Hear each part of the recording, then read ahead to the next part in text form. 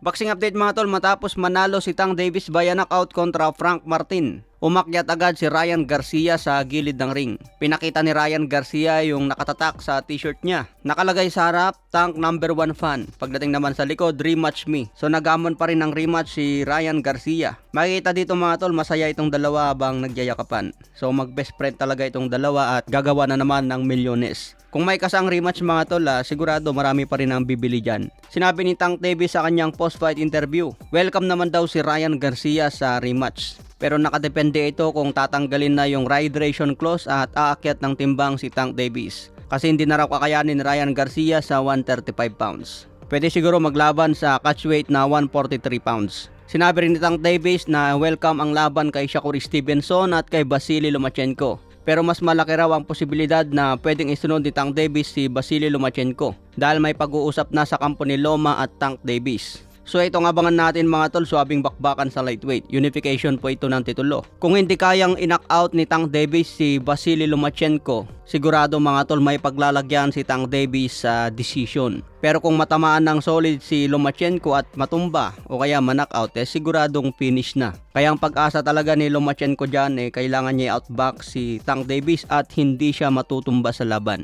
Kaya 50-50 pa rin ako kung matuloy ang Tank versus Loma. Pagdating naman kay Stevenson, nag-post kaagad ng reaksyon kay Tank Davis. Sabi nga po ni Shakur Steve, respect to Frank Martin, though he did way better than I expected. It was looking good until he gas out, but he should move up to 140 cause he'll be a better fighter there for sure.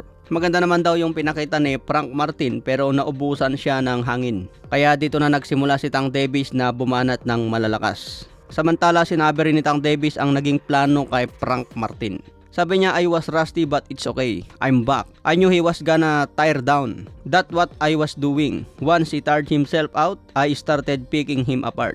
So hinintay lang daw ni Tank Davis na mapagod na itong si Frank Martin. Kapag napagod na dito na raw babanatan ng malalakas. Ito raw ang naging game plan ni Tank Davis kaya natapos sa knockout. Kailangan talaga sa boxing mga tol, stamina, yung hindi ka napapagod. Kahit gaano ka kalakas, gaano kabilis, kung pagdating sa kalagitnaan ng round, napagod ka na. Kasi hindi mo magagawa yung gusto mong galawan kapag napagod ka. Kaya isa ito sa pinakamalaking advantage ng isang boksingero, hindi lang palakasan ng suntok. Kailangan talaga matatag ang stamina. Katulad kay pambansang kamauman ni Pacquiao, yan yung mga stamina na hindi nauubusan. Kung matatandaan mga tol yung interview ni Antonio Barrera noon, napabilib daw si Barrera kay Pacman dahil hindi ito nauubusan ng hangin.